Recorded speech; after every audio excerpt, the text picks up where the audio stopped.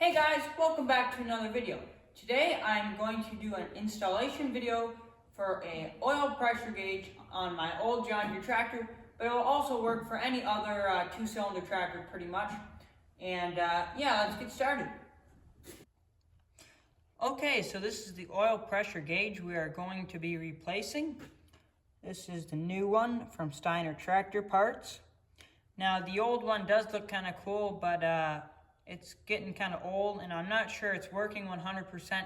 And since we have a nice new paint job, it'll look really nice with the bright white gauge.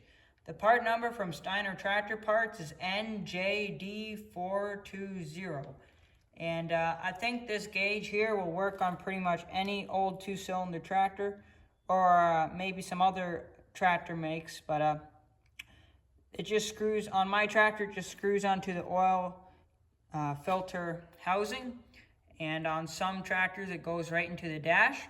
But on this gauge here, this is the one for the Model M and other Dubuque built tractors.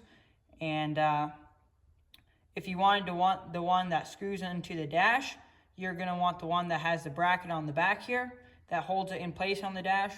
But yeah, on this one there is no bracket because it screws right onto here. So in plumber's tape, there is a right way to put it on and a wrong way to put it on. You can see here I have two bolts and they have two different ways that I put the plumber's tape on.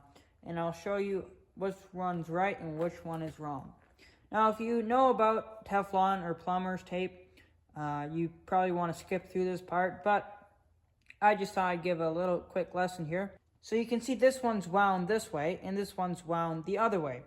Now I have a nut here and you can see that on this one, you can see the tail ended right there, so I can fold it over. So when I put on the nut, the tape wants to stay there and it gives it a nice seal. Now this is just a bolt, it doesn't really matter. But on this one, you can see I have the tail pointing the wrong direction. So now, when I put this on here, let's try to get that flat there, I can put the nut on. And when I wind the nut up, you can see the tape unwound a little bit. So the way you want to do it is just think about it before you put the plumber's tape on, which way you want the tail to end, and if you put it on the right way, you should be good. Okay, so now that you guys know how to put on plumber's or Teflon tape, whatever you want to call it, we can put it on the gauge. Now, like I said before, there is a right way to do it and a wrong way to do it. So you're going to want to pop this cap off, which is kind of nice that they put that on there. And just think about it really quick. Get your plumber's tape nice and straight. And just think about it. Which way are you going to turn it in? I'm going to turn it in this way. So I'm going to want to start on this way so it finishes pointing that way, and then it will turn in very nicely. Now you don't want to put on too much because then it doesn't turn in very easily, but you don't want to put in too little. So you can see I finished right there, and when I wind it into the oil filter canister, it should get really smooth. You can still see the threads if this focuses. Yep, you can still see the threads there, but it's not going to be an issue of putting it on and you won't be able to turn it. So I'm about to install the gauge here.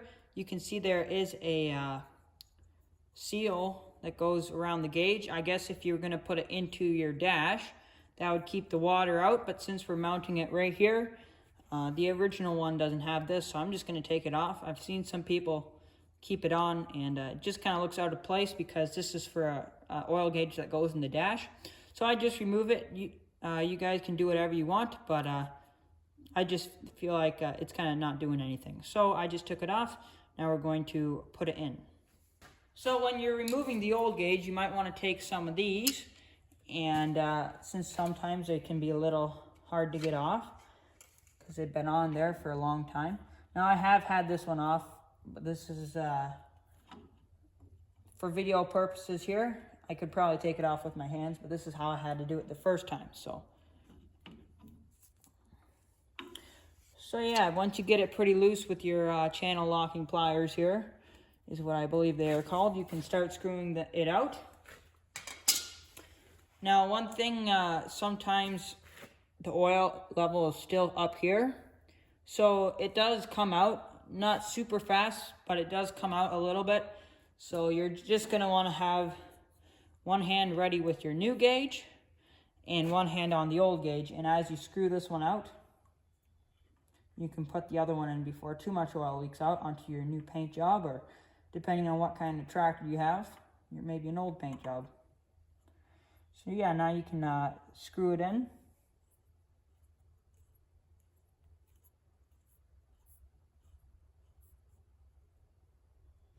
So I can feel it starting to get tight right there. And you don't want it to be super duper tight, but you do want it to be tight enough where it won't leak oil anywhere, but the tape should do that job. But you do want it to be straight. So just, you don't have to grab it with your channel locking pliers anymore. That was just for the old gauge. You can turn it straight. And boom, there you go. You got a brand new oil pressure gauge. Look how nice that is. So this, like I was saying before, this old gauge kind of looks cool. It might be an original gauge, and you can see it's a little rusty and kind of like a patina, I guess you could say. And it does look kind of cool, but it looks a lot nicer with a brand new white face gauge, which is how it was from the factory. It wasn't a black face gauge, but you guys can put whatever gauge you want. I'm pretty sure Steiner does have a black face gauge that will go on a John Deere M or any other Dubuque tractor, or maybe some other John Deere's or whatever. But anyway, I won't be throwing this out because it looks kind of cool. It says John Deere on it, and it still kind of works, but I don't think it's giving accurate oil pressure. So I'm gonna be keeping this one, but it won't be for another tractor. It's gonna retire, you could say, I guess. But yeah, that's how you install a oil pressure gauge on a John Deere M. Alright guys, well I think that's gonna do it for today's video. Thanks Steiner Tractor Parts for sponsoring my YouTube channel and sending me up a oil pressure gauge for my tractor. And I hope that this video brings some more customers to you. And yeah, if you're looking for old tractor parts, go to Steiner Tractor Parts. They have almost everything. So I'm really pleased with this oil pressure gauge. I just fired my tractor up. It seems to be reading correctly, so I'm really happy with that. And thank you, Steiner Tractor Parts, and thanks for everybody else for watching. You might also notice that my hood and grill are back on, and they're nice and shiny green. And I might talk more about that next time. But right now, I hope you guys enjoyed this video. I hope you learned something. And thank you, Steiner Tractor Parts. See you in the next one.